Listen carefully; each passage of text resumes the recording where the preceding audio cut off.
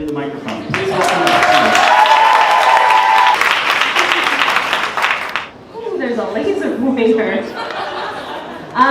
Well, that sort of stole my thunder for that slide, but what can you do? Basically, I wanted to tell you guys I'm super nervous right now. The last time I spoke to 200 people, I was drunk and I don't know what I said. But they liked it, so that was a good thing. But I'm so nervous that I had to watch Susan Boyle's original audition tape 3 times this morning to like pump myself up.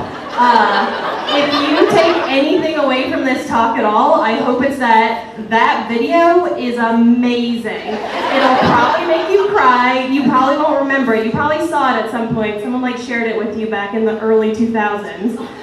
It's so worth revisiting. It will get you jazzed for anything that you're doing. It is super fun. But that's how nervous I am. I'm like Susan Boyle nervous. Craft boner, that's me. I don't know how to speak into this thing. So I'm the brains and the brawn, and what that means is it's basically just me running the show. I came up with Craft Boner in 2012, so it's been almost 6 years now. Yes, that does say boner, that is my business name. I shockingly didn't put a lot of thought into the name when I named the business. I wasn't thinking of actual penises, but I was like, oh, I have a boner for that. And my friend was like, Craft Boner, that's it, that's the name of your business. And I was like, yeah, it is the name of my business. I didn't think about the fact that I would give a banker an almost heart attack when I went to go in to open a business bank account and he heard the name of my business. I didn't think about how awkward it was going to be with FedEx and UPS men all the time when I got packages delivered. I didn't think about the fact that my dad will always be too embarrassed to tell any of his friends what I do. Or that he will never bring up what I do with my grandparents because they would literally just die of embarrassment for me. So yeah, intention, not a huge part of my life. To give you an example, this is a dick, this is a dick.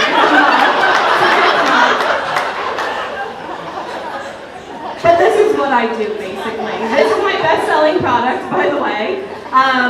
So everything that I do is hand-lettered. There's like funny sayings, there's cards, there's candles, there's keychains, all sorts of fun stuff. So yeah, that's how I spend my day-to-day is like doodling curse words, which is pretty great most of the time. When I told my friend, when I said, I'm going to be talking about intention at Creative Mornings, she looked at me and went, ugh, what a boring word. And I completely agreed with her. A year ago, I would have been like, yeah, fuck intention. It's overrated. It doesn't matter, blah, blah, blah. In fact, I probably would have told you that intention is bullshit. And you're probably thinking, wait, what? Like, that's what we heard to talk about. Intention, you need intention. Intention is this and that and blah, blah, blah. But I will tell you, my definition of intention is very different than the definition that they said earlier. It's very different than what's probably in Webster's dictionary. I have no idea what's in there, I didn't look. But I'm guessing it's very different. And it's probably very different than how you're thinking of it. So just go with me, or this is going to be a real long, boring conversation for you. So just like go with the way that I think of intention. That's the preface here. So when I think of intention, I think of when a creative person creates anything, there's a reason they're doing it. There's intention. They know exactly how they want it to land in the world. They can see it in their head, they've planned it out, whether you're creating a recipe, writing a blog post, writing a novel, creating a website, creating a logo, if you're doing snippets of code, if you're creating a spreadsheet, whatever you're creating, you know exactly what the purpose is. You know exactly how you want people to use it or what they want to do with it or how they want to feel when they see it. And for me, that's intention. The intention is how you think something's going to be received by the world.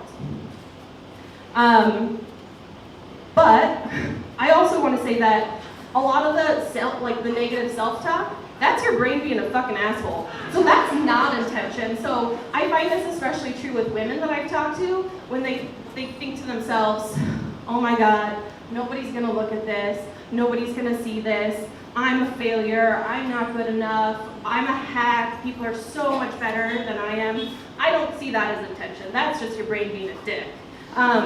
But intention for me is thinking, okay, I'm gonna create this thing, I'm gonna sell a lot of it, it's gonna make me money. That's sort of the intention behind what I do on the day-to-day. And one of the reasons I sort of think intention is bullshit, or I should say used to think intention was bullshit, is because when you think about it, the first thing that I think is good intentions, and good intentions are usually trash. They're usually garbage, it's usually someone trying to disguise something that they're saying that has actual no relevance to you. So it's like when people say to me, oh, you'd be so pretty if you lost weight. Oh, your business would be so successful if you left your political viewpoints out of it. Those are good intentions, and they suck. They're just like a way for people to say garbage things to you and feel okay about saying it. So that's also led to me thinking that intention doesn't matter. But I found myself, January 2018, I thought to myself, you know what? This is the year of the business. This is the year that I'm gonna grow, and it's gonna be awesome. I'm gonna do things by the book. I'm gonna be a business person. And every year I pick a word for the year. So past years have been hustle, or one year was badassery, which I think I made up, but whatever. But 2018 was by far my most boring word of the year yet, and it was intention. And this, mind you, is before I talked to any of the Creative Mornings team, before I knew that intention was the word that they were doing, before any of that. It just so happened that it was sort of kismet.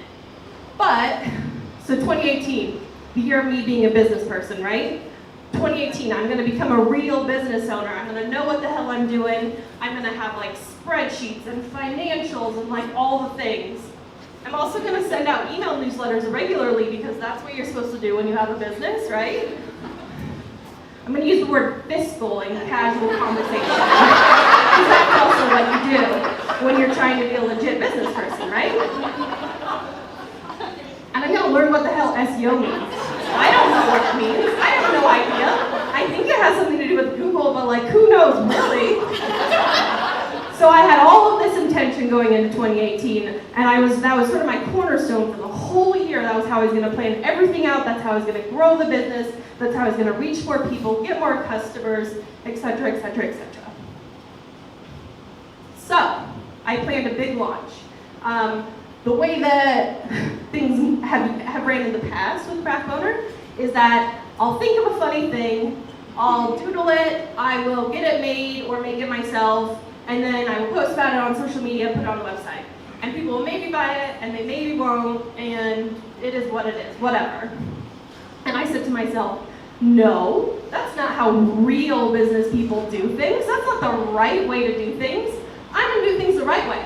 I'm gonna do a big ass launch in 2018. I'm gonna have keychains and new wine glasses, new mugs, new mini pennants, so many new things.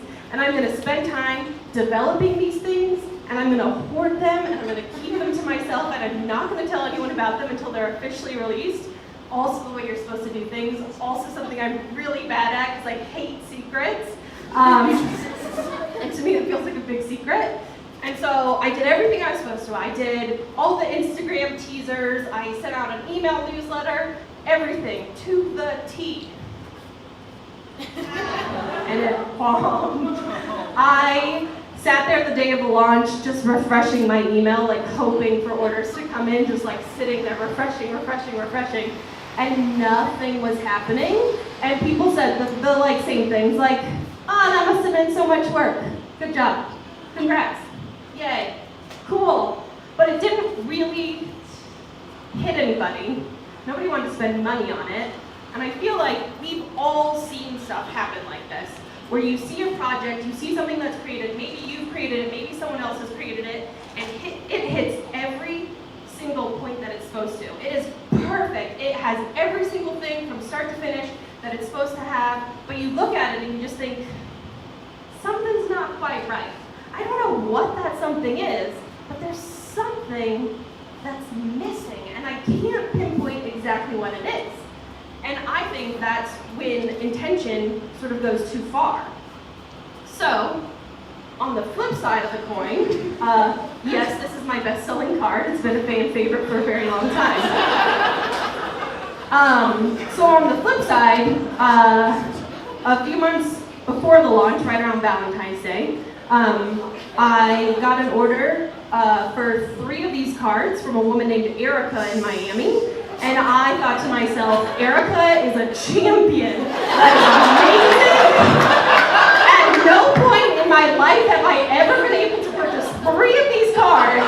She's an American hero. We should all be worshiping her. And I thought it was just too funny not to share. So I put it on Instagram. No thought, no intention. I wasn't going into it thinking, oh, this is good marketing, this is good advertising, this is a good campaign, blah, blah, blah.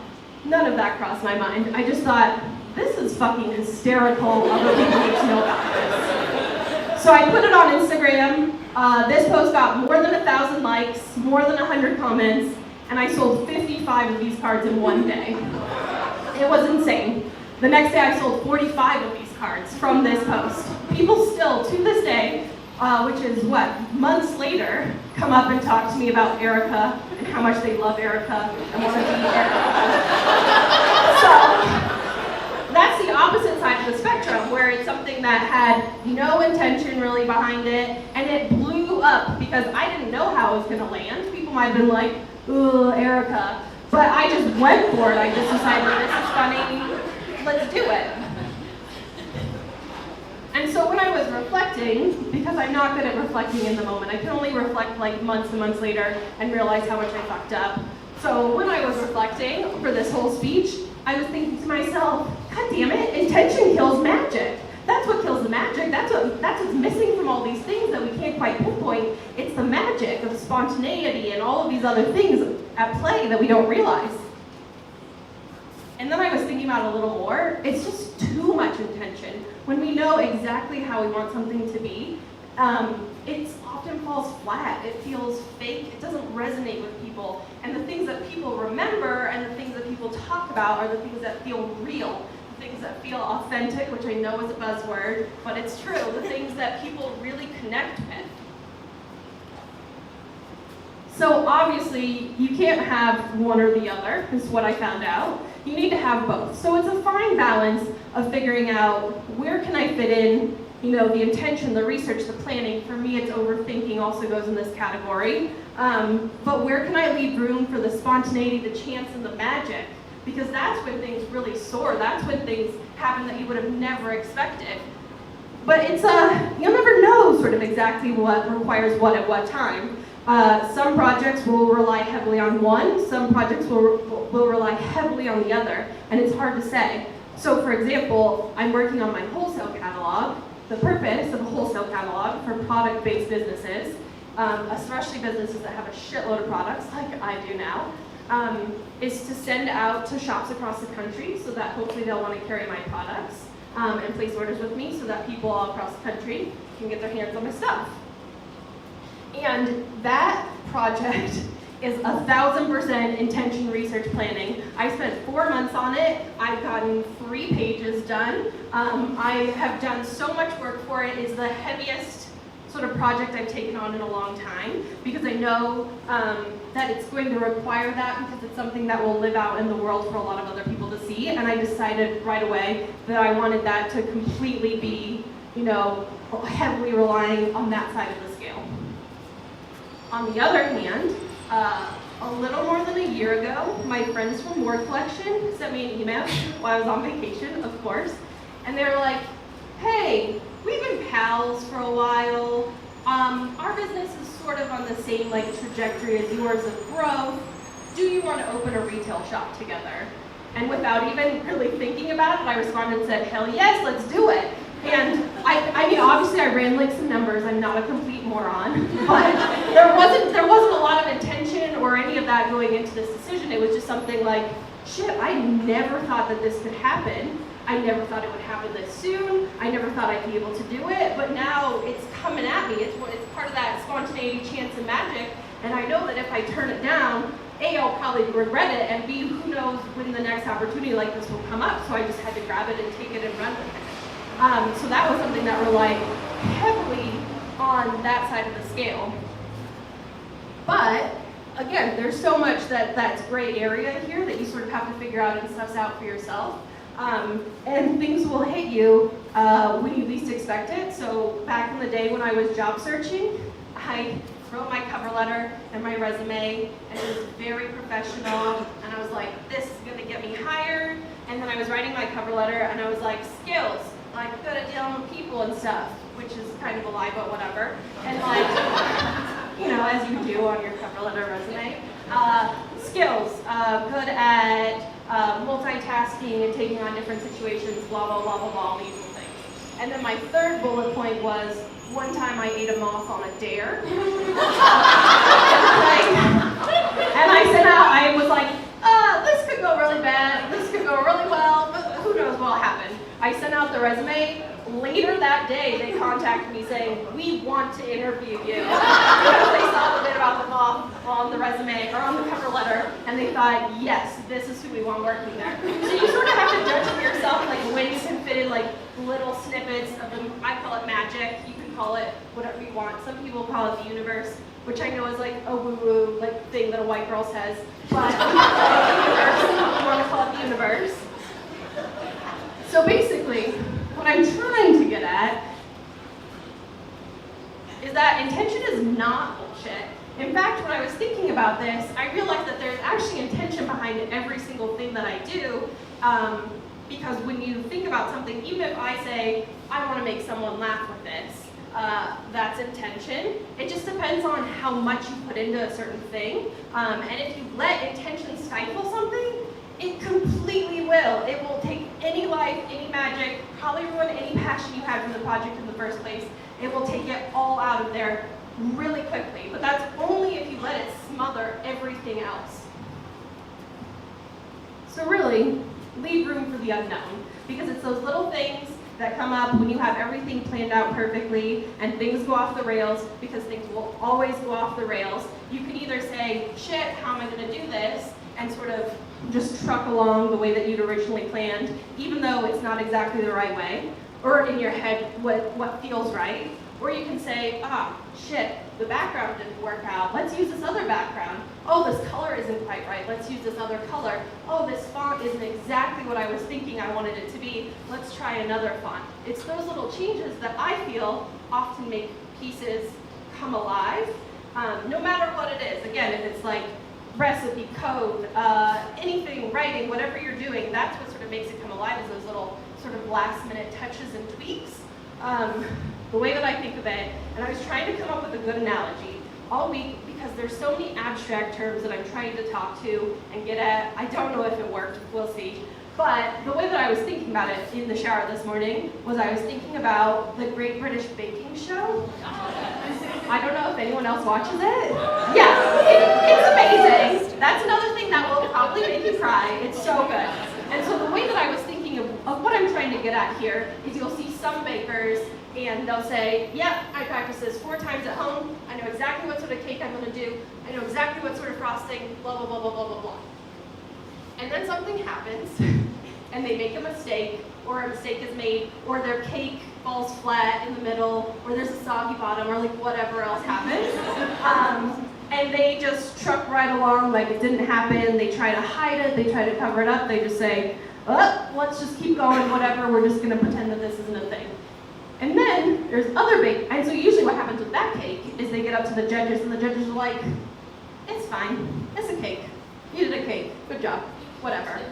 And then other bakers, the same thing will happen. They'll say, oh, I planned it out at home, it's gonna be delicious, it's gonna be awesome, it's gonna be amazing. And then they get their cake out and realize, I didn't put the cinnamon in the goddamn cake, what am I gonna do now? So they put the cinnamon in the frosting instead, and they get it up to the judges, and they usually go up to the judges and they're like, ooh, have no idea what's gonna happen. And the judges usually take a bite of it and say, this is the best cake I've ever eaten, this is amazing. They'll get a Paul Hollywood handshake, they'll be so happy about it. So that's sort of what I'm trying to get at with all of this, is that if you can sort of shift the way you think something is gonna go, that's usually where things, like little gems get inserted that you never thought would be there before. And that's me.